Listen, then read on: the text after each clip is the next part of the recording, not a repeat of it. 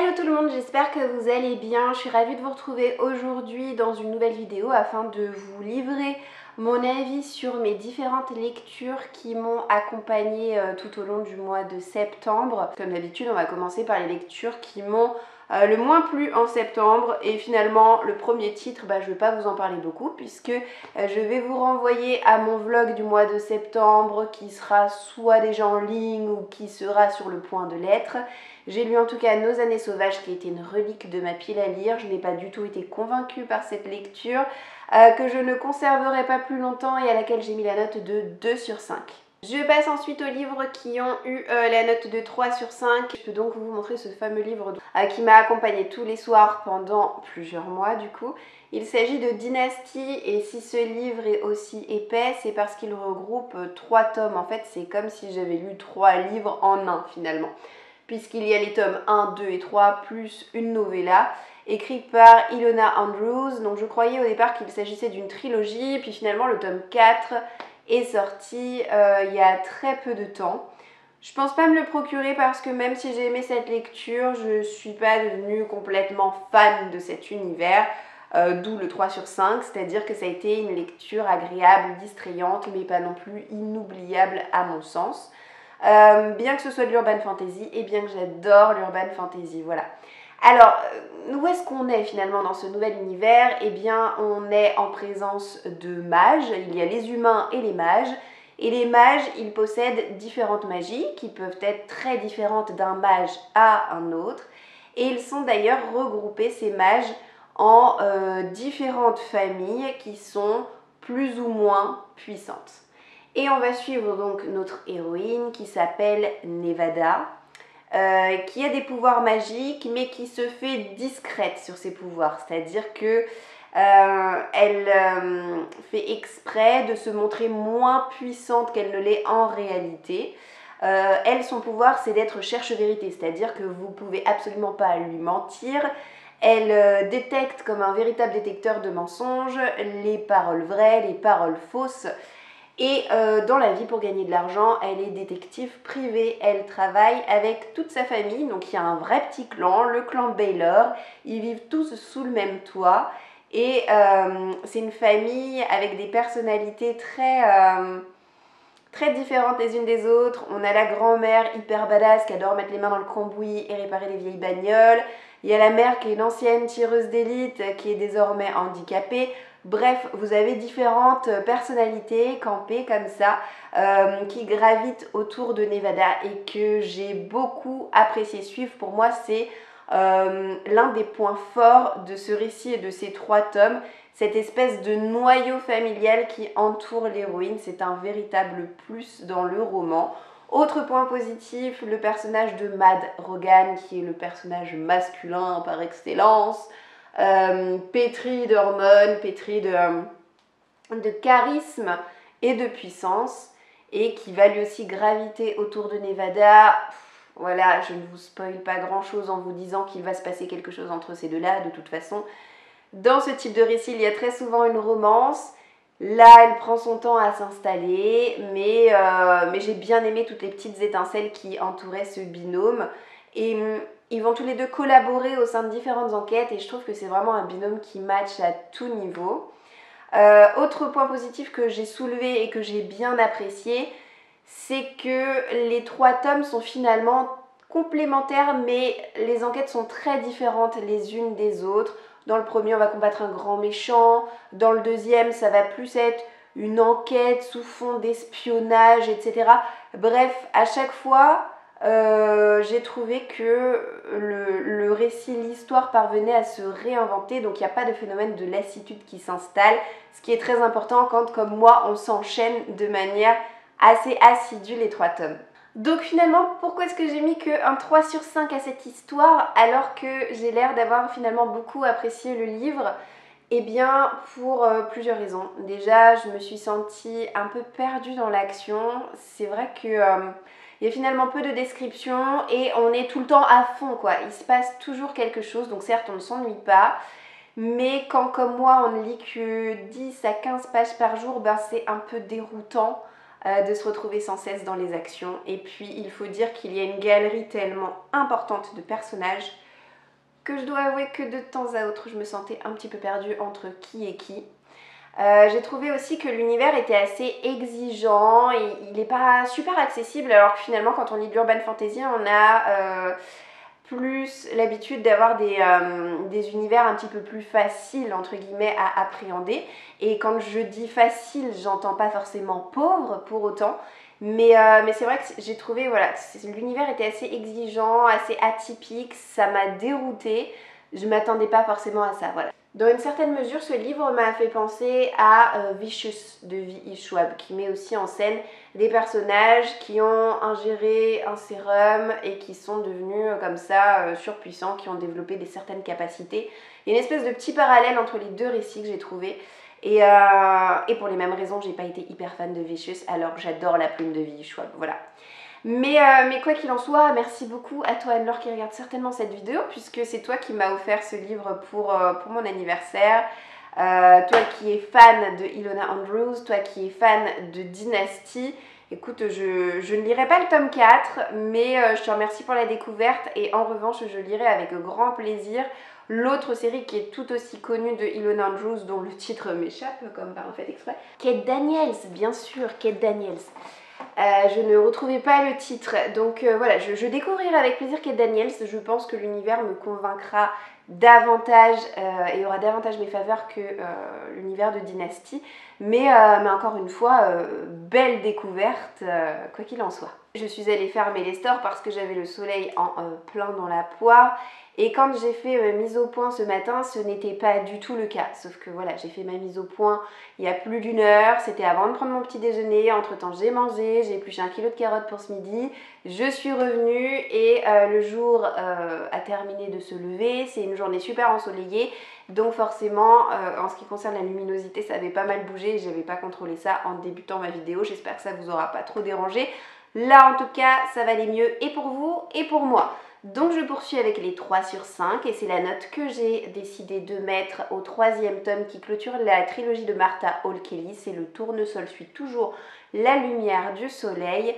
Ce livre m'a été offert par Marie pour mon anniversaire de l'année dernière. Je suis donc ravie de l'avoir enfin lu. Là aussi, vous pouvez le voir, c'est un récit qui est assez conséquent en termes de pages puisqu'on est aux alentours de 750 pages presque. Et j'avais adoré le premier tome de cette trilogie qui est Le lilas ne refleurit qu'après un hiver rigoureux, qui portait sur la Seconde Guerre mondiale et que j'ai d'ailleurs tellement aimé que j'ai offert à mon père pour son anniversaire là, cette année parce que j'avais envie qu'il partage, et il a partagé, mon enthousiasme face à cette écriture, face à ces points de vue féminins alternés absolument grandioses et haletants. Et la particularité de cette trilogie, si vous ne la connaissez pas, c'est qu'il s'agit de tomes compagnons et qu'on va suivre une même famille. Alors pas les descendants à chaque fois, mais au contraire les ascendants. On va eh bien, remonter dans le temps, puisque avec le premier tome on est dans la Seconde Guerre mondiale, avec le tome 2 qui est Un parfum de rose et d'oubli que j'avais beaucoup aimé même si ça n'avait pas été un coup de cœur. On est durant la Première Guerre mondiale cette fois, et là on remonte encore plus loin dans le temps puisque ce récit se déroule durant la guerre de sécession. Alors, j'ai aimé dans le sens où c'est un contexte historique que je connais assez mal, la guerre de sécession. Donc niveau culture, niveau histoire, ça apprend des choses et cet aspect-là m'a beaucoup plu parce que tout en trouvant du plaisir en lisant, j'aime beaucoup pouvoir m'instruire et engranger des éléments culturels au passage. Ça fait absolument pas de mal, bien au contraire. Mais j'ai pas tout aimé pour autant, hein. C'est-à-dire qu'il y a une histoire d'amour développée dans ce roman qui m'a fait un petit peu ni chaud ni froid. Et ce que je reproche à ce livre, c'est qu'on est trop centré sur les combats. Alors vous allez me dire, bah oui, mais les 2 tomes précédents portent sur la Première et la Deuxième Guerre mondiale, donc là aussi on te parle de guerre. Oui, mais c'est pas la même chose, c'est-à-dire qu'avec les 2 premiers tomes, on est plus sur la dimension survie, conditions de vie durant la guerre.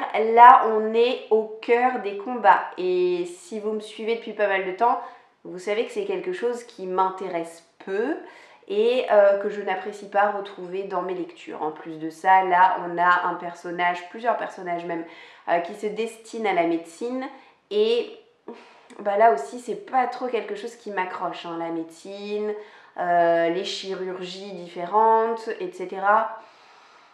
Voilà, moi ça me passionne pas et pour le coup, bah, ce récit allie vraiment les deux, médecine et combat. Donc voilà, j'ai trouvé que ce livre était un petit peu plus lourd à lire, un peu moins digeste que les deux premiers et c'est ce qui fait que je n'ai mis finalement que 3 sur 5 à cette histoire. Qui de toute façon est tout aussi bien écrite que les 2 tomes précédents, est tout aussi passionnante et tout aussi foisonnante de détails. La plume est extrêmement immersive, les personnages sont très attachants et j'aime beaucoup la manière dont fonctionne l'auteur. Elle a un schéma qu'on retrouve d'un tome à un autre, c'est-à-dire qu'à chaque fois on a 3 points de vue féminins alternés. Sur ces 3 points de vue, eh bien, l'un des 3 est le point de vue d'un personnage qu'on peut qualifier de antipathique, voilà, pour rester assez soft. Donc, belle découverte, mais j'aurais aimé un côté un peu plus waouh pour clôturer vraiment en apothéose cette trilogie qui reste quand même inoubliable dans mon cœur parce que le premier tome est absolument incroyable et puis de toute façon rien ne vous oblige, si jamais vous vous y intéressez, à lire l'intégralité de la trilogie, étant donné que ce sont des tomes compagnons qui se passent à des époques totalement différentes. Vous pouvez prendre et commencer par n'importe lequel de ces tomes-là. Encore un 3 sur 5 pour le livre suivant. Livre suivant dont je vous ai un tout petit peu parlé lors de mon vlog, donc du coup je vais vous en reparler plus en détail dans cette vidéo. C'est le premier tome de la série Les Sentiers des Astres de Stéphane Plateau et c'est Manèche, le premier tome. Donc c'est une série qui est sortie au préalable aux éditions Les Moutons Électriques et puis au fur et à mesure du temps c'est aussi sorti en version poche. Ce premier tome, je me le suis fait dédicacer et je me le suis fait dédicacer aux Imaginales, donc qui est le salon qui a lieu tous les ans à Épinal. On est dans un récit fantasy, c'est clairement de la fantasy à la française, mais inspiré de différentes cultures, notamment indiennes. Enfin voilà, il y a différentes mythologies qui imprègnent les pages de cette histoire et du coup c'est assez riche, c'est assez parlant je trouve et assez imagé. On va suivre la remontée d'un fleuve puisqu'on a 2 gabarres, donc c'est 2 navires qui remontent comme ça un fleuve. À son bord il y a des combattants, mais pas que. Qui sont à la recherche du roi Deezer, qui est un oracle qui choisit d'apparaître ou pas en fonction de ses envies, aux personnes qui le recherchent, parce qu'il a la science infuse et qu'il a la réponse à bon nombre de questions que les gens se posent. Voilà. Et au cours de leur périple, les 2 bateaux vont tomber sur un naufragé qui s'appelle Manèche, qui est blessé en plein milieu du fleuve. Donc ils vont le recueillir, ils vont le soigner et puis ils vont écouter son histoire. Donc on est dans un récit qui alterne le passé de Manèche et le temps présent avec la remontée du fleuve. Voilà comment se construit et s'oriente ce récit. Alors, je vais commencer par les points négatifs. Pour moi, il y a un gros point négatif, c'est la lourdeur du style. Oui, c'est bien écrit, mais je trouvais que de temps à autre, c'était un petit peu trop lourdingue sur les bords, un petit peu trop détaillé, un peu trop descriptif, un peu trop empoulé dans le style aussi. On s'y perd, franchement on s'y perd, ça manquait de rythme, de dynamisme. Voilà, j'aime bien qu'il y ait de la description quand je dis de la fantaisie parce que sinon je trouve que c'est trop survolé, mais là vraiment trop, c'était trop. Et aussi le récit m'a un petit peu ennuyée pour être honnête avec vous, dans le sens où il se passe finalement pas grand chose, c'est assez répétitif et puis quand Manèche raconte ce qu'il a vécu, et bah on est beaucoup dans il est en train de cheminer dans la nature à la recherche de telle personne et moi les pérégrinations dans la nature comme ça m'a énormément fait penser au dernier tome de l'Assassin Royal de Robin Hobb que j'ai pu lire, qui m'ont un petit peu ennuyée pour les mêmes raisons parce qu'il marche, Voilà, dans la nature, il y a des lianes, c'est la jungle, la forêt, tout ça. Mais il se passe pas grand chose quoi. Donc au bout d'un moment, on s'ennuie. Surtout que, bon, à l'image de quasiment toutes mes lectures du mois de septembre, hein, qu'on soit bien d'accord, c'est aussi un pavé de 700 pages, voilà. Donc c'était trop lent et trop répétitif à mon goût. Néanmoins, point positif, c'est qu'il y a une lente montée en puissance de l'histoire. Là où je m'ennuyais pendant pas mal de temps, eh bien le récit a quand même finalement réussi à gagner mon intérêt. Et je me suis dit, oulala, il y a du potentiel caché là-dessous. Au bout d'un moment, ça va éclater, ça va être incroyable. Et c'est vrai, ça éclate et c'est incroyable puisque sur la fin, il y a un twist totalement inattendu qui m'a complètement pris par surprise. Et j'ai adoré ce twist comme j'ai adoré les dernières pages. Et voilà, du coup, l'auteur est très malin puisque ça m'a accroché, ça m'a donné envie de lire le tome 2. Tome 2 que j'ai en ma possession puisque là aussi, Marie a eu l'occasion de me l'offrir cette année. Alors c'était pas pour mon anniversaire, je crois, mais elle me l'a offert il y a pas très longtemps. Donc je sais que j'ai la suite en ma possession. Après c'est vrai que j'attendrai vraiment de lire le tome 2 pour avoir un avis un petit peu plus construit et ferme sur cette série. Mais on ne peut pas lui retirer que l'ambiance est très mystérieuse, qu'il y a un vrai potentiel. Et après voilà, peut-être que ce premier tome était tout simplement un petit peu trop introductif et que je serais plus intéressée en lisant la suite, nous verrons bien. J'ai eu l'occasion de terminer une série au mois de septembre en lisant le troisième et dernier tome de la trilogie Le Puits des Mémoires de Gabriel Katz. Là aussi on est face à un auteur de fantasy français. J'avais eu un coup de cœur pour le tome 2, il me semble que c'était en début d'année, et j'avais adoré le premier tome l'année dernière. Là, qu'est-ce que j'ai pensé de ce dernier tome? Eh bien, je l'ai trouvé tout simplement un cran en dessous du tome 2. Même si j'ai mis à ce livre la note de 4 sur 5, c'est quand même vous dire à quel point je me suis régalée. Alors, pour vous restituer brièvement les choses, le premier tome commence avec un convoi pénitentiaire accidenté dans la montagne et les seuls survivants sont 3 prisonniers qui ne se connaissent pas et d'ailleurs qui ne connaissent absolument rien puisqu'ils ont perdu la mémoire, ils ne se rappellent même plus de leur identité et vont s'inventer des noms en attendant d'essayer de retrouver des explications qui leur permettront de découvrir des bribes de leur passé. Ils vont se rendre rapidement compte qu'ils sont poursuivis et qu'on ne leur veut absolument pas du bien puisqu'on essaie de les tuer. Voilà le point de départ du premier tome et après, franchement, je ne peux pas vous en dire plus sans vous spoiler, donc surtout en vous parlant d'un tome 3, donc je vais rester très générale dans mes explications, simplement vous dire que pourquoi est-ce que j'ai trouvé que ce tome 3 était un cran en dessous du 2, parce qu'on a enfin les réponses à toutes les questions qu'on se pose depuis le début, même si le tome 2 en livrait déjà pas mal des réponses. Mais là, on a les toutes dernières réponses. Et j'ai trouvé que les explications étaient un petit peu trop faciles, si vous voulez.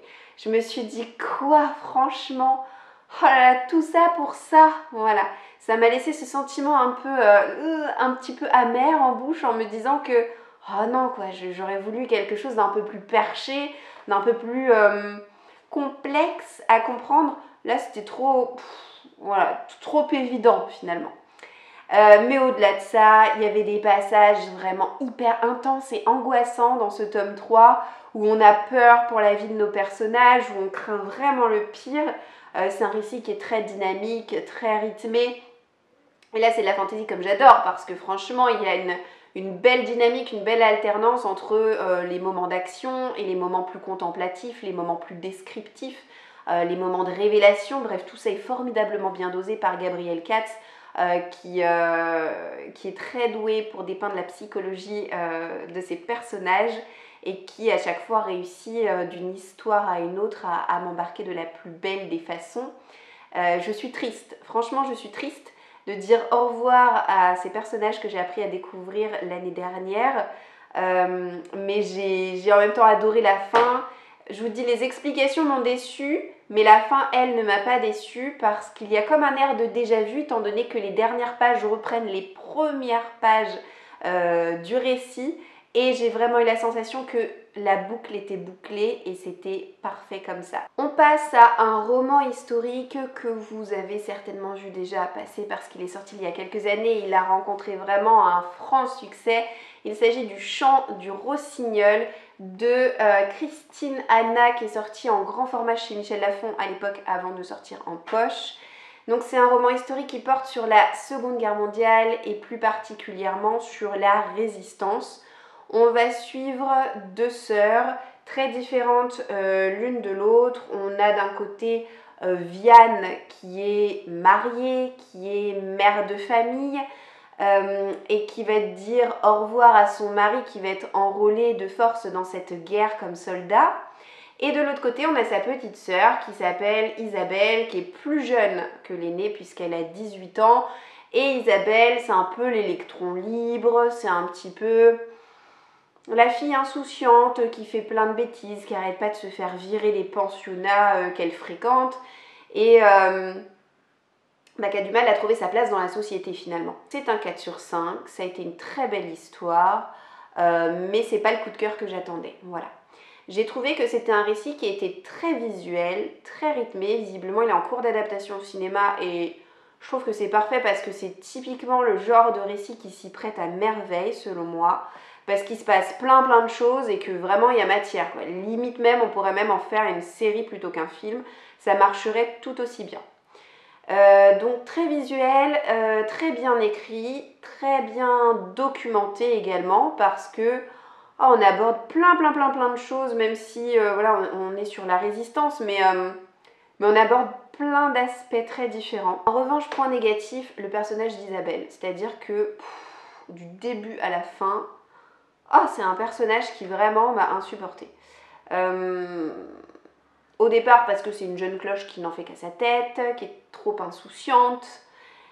Et à la fin, elle commence à avoir du plomb dans la cervelle, mais elle m'a pas plus convaincue que ça quand même par la suite. Et j'ai trouvé que quand Isabelle s'engage dans la résistance, c'est très bien, sauf que l'auteur veut lui en faire trop, c'est-à-dire que Isabelle est une femme toute jeune, et selon l'auteur, Isabelle a fait moult choses extrêmement dangereuses, extrêmement périlleuses, et qui nécessitent surtout une condition physique assez incroyable. Et on a l'impression que non, quoi qu'elle fasse, elle s'en tire sans problème, sans dommage. Et si vous voulez, j'ai trouvé que ça perdait en réalisme. On la sent vraiment au four et au moulin et c'est ce manque de crédibilité qui m'a vraiment chagrinée. Il n'y aurait pas eu ça, je pense que j'aurais eu un coup de cœur pour l'histoire parce que vraiment, on passe par toutes sortes d'émotions, il se passe plein de choses, il y a de nombreux rebondissements, toute la partie du début et de la fin, je me suis posé 1000 questions, j'ai pas arrêté de faire des pronostics, j'arrêtais pas de changer d'idée et j'ai aimé tout au long de ma lecture retrouver cette vieille femme du début et me dire alors cette vieille femme, est-ce que c'est Vianne, est-ce que c'est Isabelle? Je ressens une petite frustration à l'égard de ce roman, mais je comprends totalement les raisons de son succès et il n'empêche que ça a été un moment de lecture assez marquant quand même pour moi. Et je termine par la lecture qui m'a le plus plu au mois de septembre et alors je n'ai pas de coup de cœur à vous montrer ce mois-ci puisque ma meilleure lecture a la note de 5 sur 5, c'est la note maximale mais il m'a manqué un petit truc, voilà, j'ai pas eu de coup de cœur. C'est La vérité sur l'affaire Harry Kéber de Joël Dicker. Vous avez été à mon avis certainement très nombreux à avoir déjà lu ce livre ou en tout cas vous en avez tous entendu parler. Parce que dans le registre des romans policiers, c'est quand même un livre qui est très connu. Moi, je ne suis pas trop roman policier. Et pour vous dire absolument tout, ce livre, je ne l'avais pas acheté pour moi, je l'avais acheté pour l'offrir à mon grand-père. Sauf qu'au moment où je l'ai acheté, mon grand-père m'a dit « Oh, tu sais, ma période de lecture, elle m'est un peu passée, donc ne prévois pas de m'acheter, je ne sais plus si c'était pour son anniversaire ou pour Noël, mais bref, qu'importe. Ne prévois pas de m'acheter de livres. » Et alors moi, je me retrouvais avec le paquet déjà emballé en mode « d'accord, bah, je vais essayer de trouver une autre idée. Hein. » Et bah, le livre, je l'ai déballé et je l'ai gardé pour moi. De toute façon, je savais qu'il était très connu. J'étais quand même curieuse à son égard et je me suis dit « Bon, bah voilà, au pire, ça me fait un livre pour moi et puis je le lirai, puis voilà. » Le fait est que je l'ai beaucoup aimé. Voilà, pour une fille qui aime pas trop les romans policiers, j'ai adoré ma lecture, que j'ai trouvé extrêmement originale.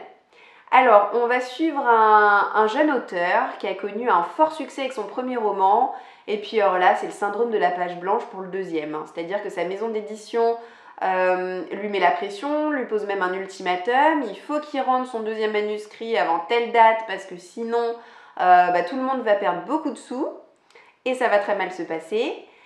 Et ça lui met tellement la pression à cet auteur qui s'appelle donc Marcus Goldman, qu'il n'arrive pas à écrire une seule ligne, il a aucune idée, zéro inspiration. Donc il va décider de partir se mettre au vert et de retrouver son mentor qui s'appelle donc Harry Kéber, qui a été son professeur à l'université et qui est devenu voilà, un peu son coach, son ami, son confident avec le temps. Et donc il va partir s'installer quelques jours chez lui. Ça va pas lui être d'une énorme aide parce que quand il va rentrer s'installer à New York, il n'a pas plus avancé que ça sur son deuxième roman, mais il va y avoir quand même un fort rebondissement, c'est que dans la foulée, Harry Kéber va être emprisonné. Donc là, Marcus, il tombe des nues, quoi, pourquoi, qu'est-ce qu'il a fait? Et en fait, on va découvrir qu'il y a eu de déterrer dans le jardin d'Harry Kéber des ossements humains correspondant au squelette d'une jeune fille d'une quinzaine d'années qui a disparu il y a 30 ans, quelque chose comme ça. Et en plus de ça, il va découvrir aussi dans la foulée que son mentor Harry Kéber entretenait une relation avec cette fille mineure. Est-il coupable? Est-il innocent? Bref, il va y avoir un buzz incroyable autour de cette histoire. Et voilà tout le contexte de ce roman, je ne vous en dirai pas plus. Alors moi j'ai adoré ce contexte justement qui concerne l'écriture, qui concerne la page blanche, qui concerne le manque d'inspiration, les difficultés à écrire, etc. Il y a un livre dans le livre et encore un autre livre. Bref, je ne peux pas vous en dire trop, mais franchement on s'y perd et c'est génial de s'y perdre, quoi. J'ai trouvé ce récit mais d'une richesse absolue, incroyablement passionnant, rempli de rebondissements, on ne sait plus où donner de la tête, on ne sait plus qui suspecter, on part sur une piste et puis finalement, non, voilà, la piste est très vite déconstruite et on part sur totalement autre chose. On n'arrête pas de faire des bonds, des sauts de puce entre le passé et le présent, mais ça se fait d'une manière vraiment très subtile et franchement, c'est un livre là aussi qui est très épais, qui fait plus de 800 pages, 850 environ, mais que j'ai lu super vite parce que dès que j'avais un temps mort, il fallait que je m'y plonge tellement j'étais à fond dedans. Vraiment, c'était génial. Je me suis régalée. Je m'explique difficilement le fait de ne pas avoir eu de coup de cœur pour cette histoire, si ce n'est que voilà, je ne suis pas à fond dans le genre policier de manière générale. Mais c'est un récit que j'ai trouvé vraiment brillant et je lirai les 2 autres tomes de la saga Les Baltimore. Alors je crois que l'ordre de publication ne correspond pas à l'ordre dans lequel il faut lire les livres. Bref, j'ai regardé sur le net et je me suis renseignée et je sais quel livre il faut que je lise juste après celui-ci. C'est celui qui est sorti le plus récemment et qui n'est pas encore sorti en poche, donc j'attendrai un petit peu. Mais vraiment, beau moment de lecture et très belle découverte. Donc finalement, mon grand-père m'a fait un cadeau, sans le savoir. Donc c'est avec ce livre que je termine ce point lecture. J'espère qu'il vous aura plu, que je vous aurai fait découvrir ou redécouvrir certains récits. N'hésitez pas à me dire ce que vous aurez pensé de telle ou telle lecture. Et je vous souhaite de mon côté de passer une très belle journée. Je vous dis d'ores et déjà à bientôt dans une prochaine vidéo. Ciao, ciao!